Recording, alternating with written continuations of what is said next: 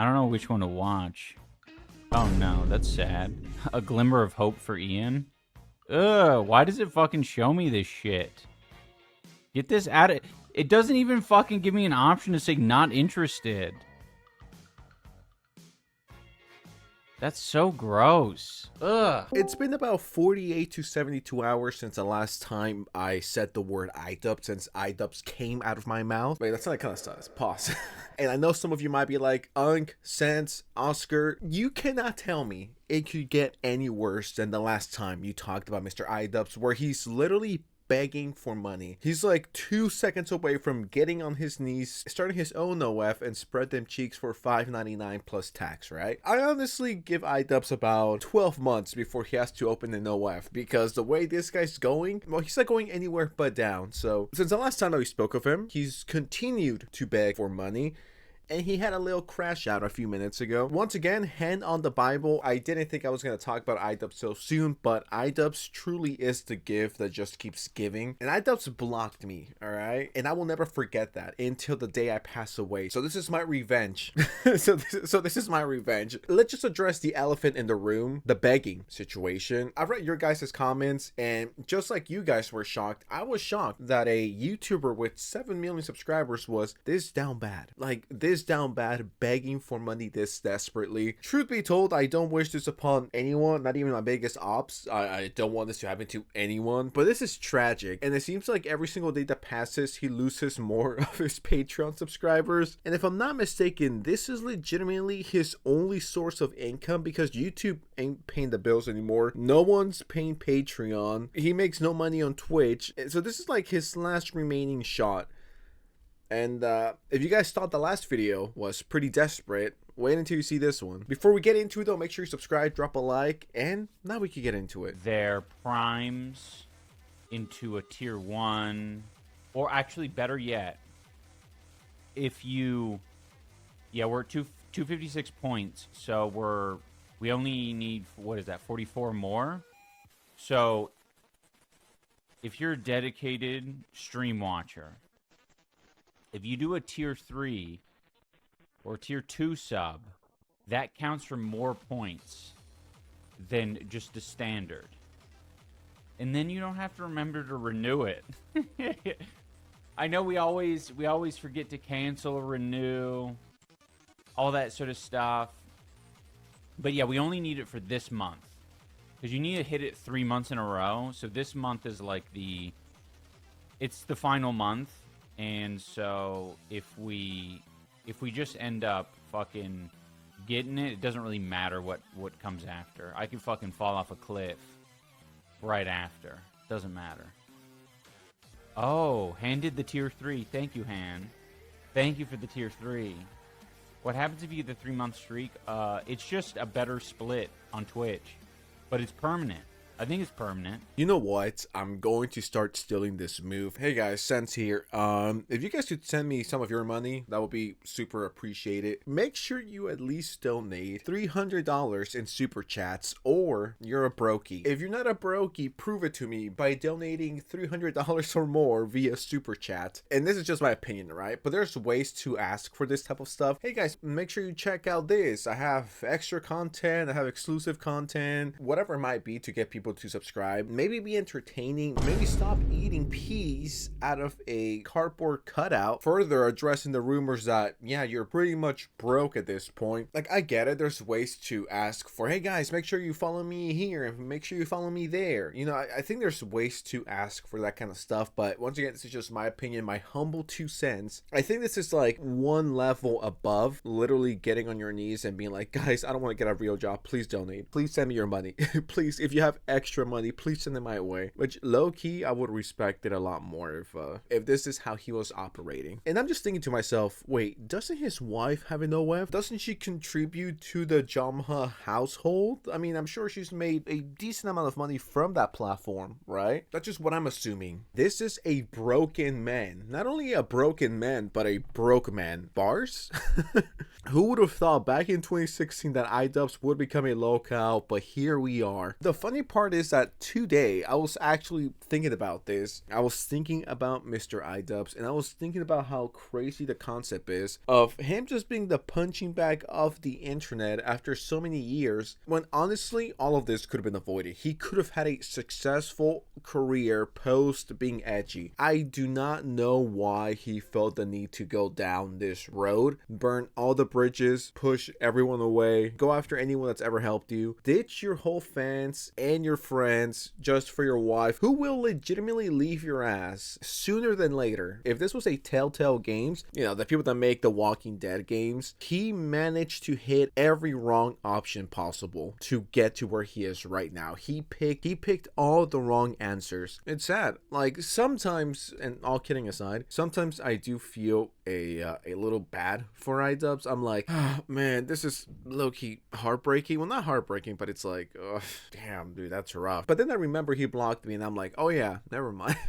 I thought he was going an okay direction. When he made the documentary about Airsoft Fatty, prior to that, he had a really nice vibe with another show he had. You know what? I agree. I actually do think his documentaries were pretty solid. I don't know why he decided to go down the virtual signaling route. I think if he would have kept up the truth be told, I do believe had he kept up doing those documentaries that were solid, in my opinion, I thought they were, I've seen them, I think he could have been even more successful than before. I think at this point he could have had over 10 million subscribers, but I don't know if it was him or it was his wife who told him, yeah, we gotta be buddies with Hassan now. So all your passion projects, yeah, they're dead, and now you have to please me and Hassan and the Orbiters. So, or maybe Idubbbz hated making those documentaries, and this is his true passion, streaming to 130 people on Twitch, begging for money, and being the punching bag of the internet. Maybe that's the case. Maybe that's what he likes. But I do think he could have had a much better future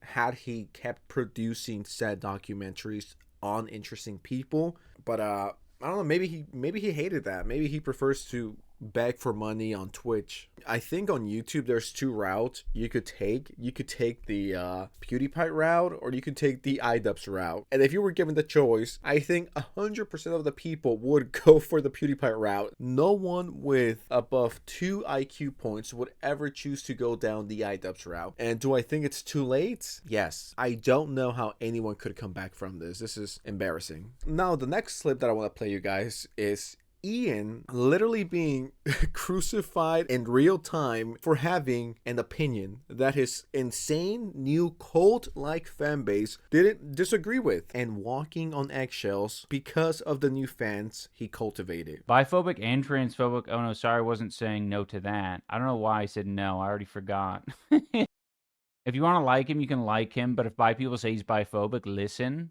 Well, I mean, I'll listen. I barely know anything about him in general. I've just seen some of his comedy, and it hasn't been way. I haven't seen any of that myself. Well, anyway, the bi question aside, we'll look at some of the comedy right now. It's not just that joke; it's shit he said in interviews. I'm sorry, Scribble and Dibbles. We don't want it to be Genuinely, I don't want it to be that combative. Yeah, dude. If Scribbling Diddles, Diddy? Free Diddy? Wait, yeah, if Scribbling Diddy left a comment like that saying, you know what, Sense? This guy's a little edgy. I don't know how I feel about him. You know what I will tell Scribbly Diddy, or whatever the fuck his username is? To fuck right off. And that's not to be cool, or edgy, or based, or Sigma. It's just like, the second you start pandering to everyone, you will end up pandering to no one. And I've seen this happen time and time again, and it just never works out well for the content creator, because you start pushing away people, you start inviting new people in, and then those new people don't even like you, so they're going to turn on you within a few short months. I've seen this happen time and time again. This is just Ian once again walking on eggshells because he likes this comedian. I don't know the comedian, so I don't know. I mean, if Ian likes him, he has to be horrible. But he has biphobic allegations and transphobic allegations, I guess, and Ian's new fan base doesn't like that. It's just such a shit show, dude. Like, no matter what he says, he's not gonna please the people who are watching him, the last remaining people that are watching him. it's pathetic seeing Ian being like, yeah, dude, I'm so sorry, Scribbly Diddy, but I'm sorry you feel triggered by this alleged biphobic comedian that I'm watching that I like. It's like, why do you care what a random loser on Twitch has to say? I'm sorry, Scribble and Dibbles. We don't want it to be genuinely, I don't want it to be that combative. It's just, you know, it's hard to navigate. No, it's fair. I think there are some people, listen, I'll put it this way. I think we have a lot of people in chat that I'm not trying to say this in a mean way. It's not a mean thing. But a lot of people who are sensitive. That's okay. I can be sensitive. But sensitive and also like blunt is sometimes like a fucking, that's a rough combination. Can give it but can't take it.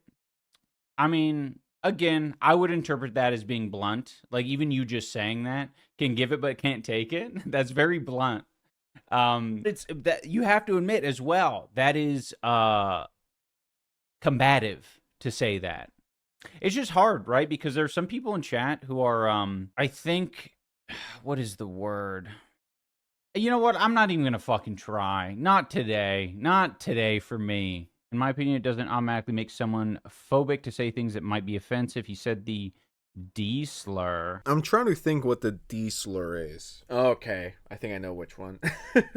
Took me a second, but I'm like, D slur? What are we saying? I think it's the one that goes D, Y, K, you know the rest. I mean, if it's in the context of comedy, I mean, isn't his whole point to roast people and be funny? Now, whether he's funny or not, that's subjective, but it's like, it's his humor. Like, yeah, comedians roasting people and being edgy? I'm shocked. No one has ever done that. The thing that I don't understand here is why is Ian trying so hard to explain this to people who are clearly not going to hear him out no matter what he says? He could give the best argument possible on how this is comedy and this isn't that, and his fans will not care. And he spends like 20 minutes arguing with this random chatter who will most likely never return. But he needed to let Ian know that his feelings were hurt. You triggered me.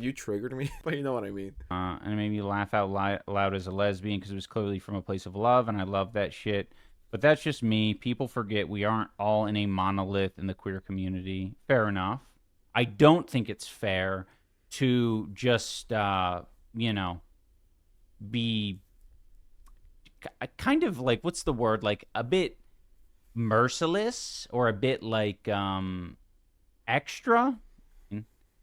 Yeah, because it is overly critical.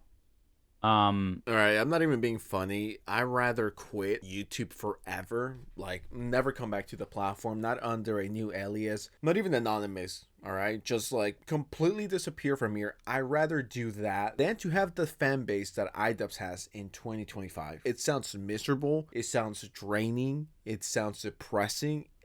No, we are not doing this. It's like Idubbbz. These people do not care about you. Like, I get it. The ship has sailed. It's too late. Even if you try to get your old audience back, you've done too much damage. You need God himself to come back down here and vouch for you in order to get your fan base back. There's people that are always saying, well, Idubbbz could come back in one video. Idubbbz is still far from over. Guys, it's been over for 6 years. Now, when you think about it, Idubbbz has been hated more for more time than he's been liked. Just think about that for a second. Idubbbz started getting hate when in 2019, and it's been 6 years, 6.5. When you compare that to his peak, it's like the peak only lasted a few years, but the controversy and hate has lasted so much longer. But yes, guys, make sure you subscribe to this channel right here, send me your super chats, and drop a like. Drop all the likes in the world. Make sure you have notifications turned on, or else I'm gonna be begging for more subscribers in my next video. So better send me that money. Better send me those subscriptions, guys, because I deserve it.